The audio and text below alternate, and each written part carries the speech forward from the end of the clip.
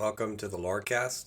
I'm Dr. Craig Chalquist, looking at the stories by which we deeply live.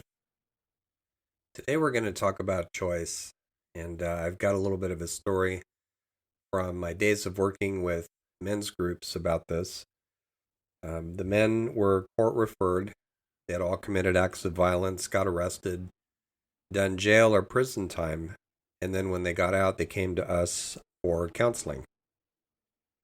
They spent a year with us. That was what was mandated in California. And so there was something I noticed pretty quickly when I started doing that work, and I did it for 6 years. When the men first came in, depending on what their violent incident was, they would often make excuses, and they would say things like, it's the other person's fault, or the police overreacted, or I can't help myself, I've always been a hothead, and things like that, right? And so what we kept an eye on was whether they kept blaming external factors for their own behavior. And the ones that, during the year, after about, I would say, maybe a month and a half, 2 months for some of them, if they were still making those excuses, which we challenged in the groups, then oftentimes the prognosis, to use a medical term, was poor, meaning they would usually be physically violent again, and then they would be back in jail. They would violate their probation and be back in jail or prison, depending on their record.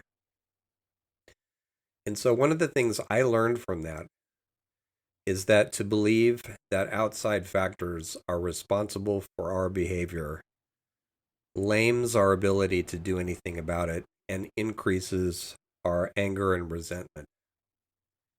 It takes the locus of control out of our hands, and then our life seems like it's determined by outside forces. So we need a bit of complexity here, because we can probably all think of situations that hugely affect us and impinge on us and take away options for freedom. Financial situations that we didn't choose to be in. For example, I have a friend who lost pretty much everything in the 2008 market crash. I have another friend who was swindled out of her entire life savings. And there's only so much we can do to protect ourselves. So things like that aren't necessarily our fault. Or a medical issue pops up that we didn't expect. There are certain things we come in with as, for instance, people of privilege, which I consider myself. I'm white and male, and I live in a wealthy country. So there are certain things that I don't have to worry about. And other people come in with less fortunate circumstances, and that makes a huge difference. And we know that from all kinds of research, but we know that just from talking to them and listening to what they actually have to say. So there's no question that we face all kinds of things in life that limit our free will. No question about that at all. That's not really the issue here. The issue is giving up our power to decide how we will face such things by blaming other people for them. James Hillman, the psychologist, referring to the United States, once referred to us as a nation that's very much obsessed with the archetypal figure of the hero. And he also pointed out that the flip side, the shadow side of the hero, is the victim. So from that perspective, psychologically, it's not an accident that on the one hand, we have a heroic emphasis on individuality and do it yourself. And, I make my life what it's supposed to be and all that stuff. And then on the other hand, something happens and we go blaming everybody else. The two tend to go together. Long gone are the days when somebody like Emerson could write an entire essay on self-reliance and not have it be ironic. To me, it's interesting, too, that some of the situations we complain about, by no means all of them, but some of them are situations that we've put ourselves in. And then we get outraged. We have a huge sense of entitlement. We get outraged that things don't turn out the way we hoped they would. I don't know how many times I've heard people in certain schools, clubs, associations, whatever it is, start complaining that this isn't what I signed up for, and I'm being mistreated, and this and that and this, and you know, ideological battles and so on. And I just keep thinking, you chose to be here. I mean, we're a part of less than ideal groups. Maybe the option is really to try to change them. And of course, there's some groups we're members of that we really can't choose not to be members of. Um, there's a common talking point about people who complain about this country that I'm in. If you don't like the country, leave. Like, well, okay, pay me enough money and I will, right? A lot of people don't have that option. Or move, a lot of people can't afford to move. So there are limiting situations where there's not much we can do, except, as Viktor Frankl pointed out, to take up a conscious stand toward what it is that's hurting us, that's bothering us. And I think we also need an existential psychology as part of this. I mentioned Viktor Frankl. He brought this. Rollo May brought it. Other people have too. Irv Yalom, Binswanger, a number of theorist practitioners. We need social psychological theories that recognize our power of choice. Instead, some of the ones I was trained in as a psychotherapist actually disparage that power or ignore it altogether. So here's an example of what I mean.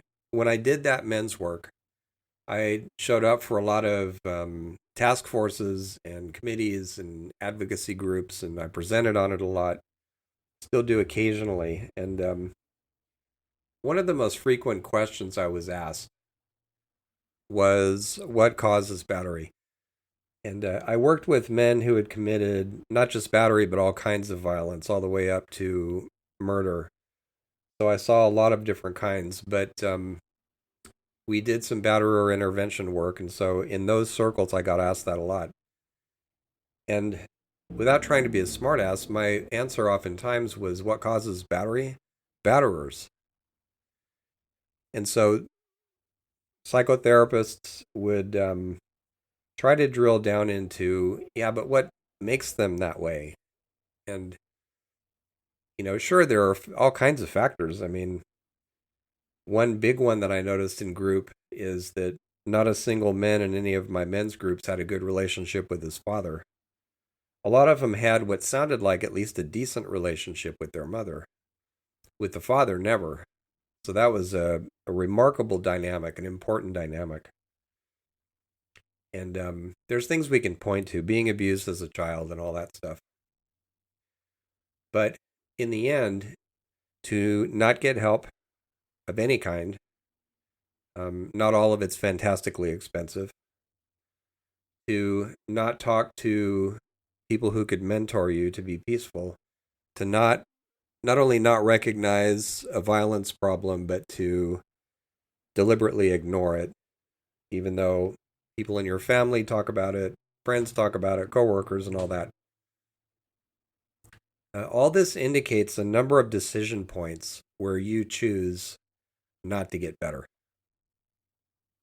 And so by the time somebody wounds you and you're boiling, it may be that the likeliest thing that will happen is an explosion, but pretty much got yourself there.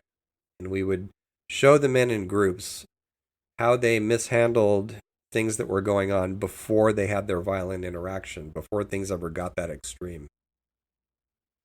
So we really can't say that such and such upbringing or these psychological factors or whatever cause anything. It's what we do with them, even if at an unconscious level. And if we're going to wed ourselves to a causal view of human behavior, then we're determinists. And we don't really believe in free will, and we ought to at least own it. And it's a bias that I think is built into the field, although there's practitioners who don't buy into it. And all this gets very complex. There are people who grow up in just horrible circumstances and, everything from violence to poverty to who knows what. And in the same family, some of them will be resilient and actually build themselves up out of that, and other ones will be utterly crushed by it. And we don't really know why. There's theories about it, and we can point to family dynamics and family roles and things like that.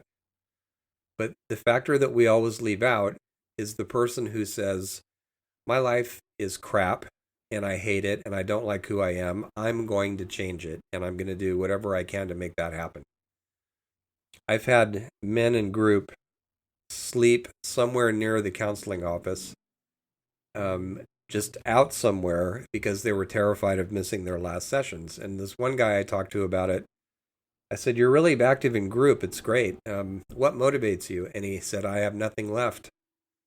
I have nothing left. I have to prove to myself that I can actually do this. And this was a guy with very little education, no real supportive people in his upbringing that anyone could point to. He just had one bad thing after another happen to him. But there was one thing that he knew. He knew he wanted to get it right. And getting it right started, in his case, and I think perhaps in every case, with taking responsibility, with not blaming external forces, even while recognizing that they are there and they are heavy sometimes, and they do limit our choices. But from the moment we put all the responsibility on somebody else, on the people who hurt us, on the social circumstances that screwed us up, then we are done with having any kind of choice in the matter. We have put the locus of power outside of ourselves onto something else, and we never get better, and we never do better. Now, in terms of determinism, there are philosophies that have been around for quite a long time around the world that take up the stand of lack of free will, determinism. We don't make choices. We're driven by inner and outer forces and so on. And there's been some recent neurology research that seems to point in that direction too. I'm not impressed by any of that because I have seen clearly in therapy clients and students and myself and family members that when we make that assumption, it lames us. It prevents us from doing worthwhile things. And so when I hear these philosophies or this research that seems to point toward a lack of free will in human beings, I immediately wonder why the researcher needs to believe that. I immediately wonder questions like, what are you trying to let yourself off the hook for? What are you trying to escape responsibility for? Because I think that's really what's at the bottom of this. Read about people like Frederick Douglass, or Malcolm X, or Viktor Frankl himself, or a contemporary example, Alexandra Ocasio-Cortez starts out as a bartender, now she's in Congress. Where would all those people and thousands more be if they believed in these doctrines of determinism, of lack of free will, of everything being driven by forces outside our control? And the fact that all of them are up against things that would break most people just makes their achievements that much greater. I'm a fan of Western classical music, so I'll mention a couple of examples from there. Mozart composing the magic flute in a rainy shack while ill and apart from his wife. In just the most depressing circumstances, and yet when you listen to that piece, even if you don't like opera, there's a tone of superhuman cheer that pervades the entire work. And of course, the famous example of Beethoven losing his hearing. He said, I will take fate by the throat. It shall not wholly overcome me. And then there's composers like Schubert, who not really much recognized in his time except by a handful of his friends. One of the greatest musicians in Western classical history, depressed, not successful at all in his time. Not compared to somebody like Bach, who is revered in his own day, or Liszt, same thing. Tchaikovsky, also depressed. Hated some of his own work. Can you imagine? Rollo May pointed out many years ago that whereas in Victorian society it tended to be sexuality that was repressed, and I would add quite unevenly. That's the trope about it, right? But whereas that was true back then, according to Rollo May, who was writing in the I think it was the 1970s when he wrote this. What we repress, and this is even truer today, is the sense of personal responsibility. It's easier to blame other people or outside circumstances for things that we do. It's more comfortable because then we don't have to change. We don't have to look at hard things about ourselves.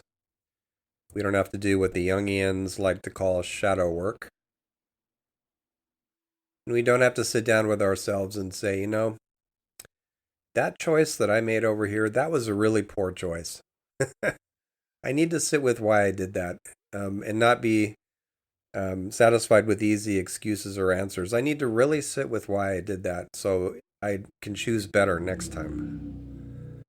And you can't make that move if you're blaming something or someone else for the choices that you make.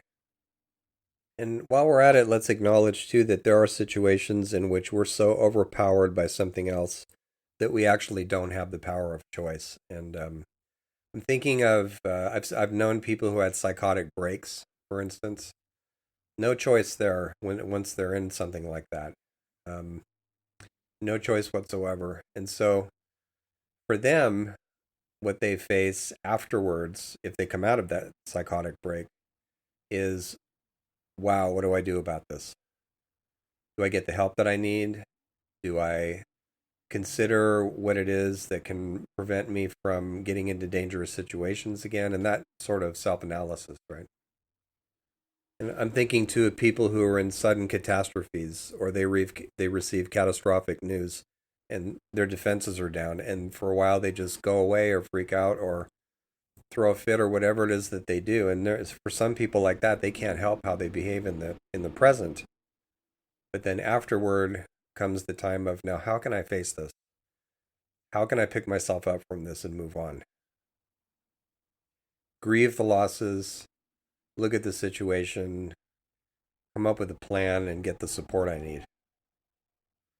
If you've listened to any of these podcasts for a while, you know that I love story and mythology and folklore in particular. So I'm thinking about an exemplar of choice, Merlin, of course, a very well known figure. And if I were to combine some of his stories into a little episode that comes up, um, Merlin was the son of the devil and a nun. Imagine that kind of family situation. His mother was an innocent who was seduced by the devil. And so, because of this dual parentage, Merlin could have all the knowledge he wanted of the past, which was the devil's side, and all the knowledge he wanted of the future, which was God's side. And so, there was a situation where his mother was put on trial for being seduced. It wasn't her fault at all, of course. Blame the woman, right? And so Merlin, even though he was still a boy, stood up for her and actually made the judge into an ass while he did it. It's a pretty funny story, that part of it. But when his dual parentage became known, he was asked at one point, why is it that you fight for the good, you stand up for people, you try to be a good ally, and all the rest of it? And some versions of this say he chose the path of God, and some other versions say that he chose to have it all, the path of God, but knowledge of the devil. But whatever version you use, there's a moment at which Merlin speaks something that was until then apparently an internal process for him. And he says, in my own words anyway, he says, I do what I do because I choose to. So whether our knowledge and circumstances come from God or the devil or somewhere in between, it may help to reflect on that story a bit and remember that whatever use we put that knowledge or experience into the service of, in the end, it's up to us to make it good. Because in the end, when it really comes down to it and all the circumstances are accounted for, in the end, it's a matter of choice. Thank you.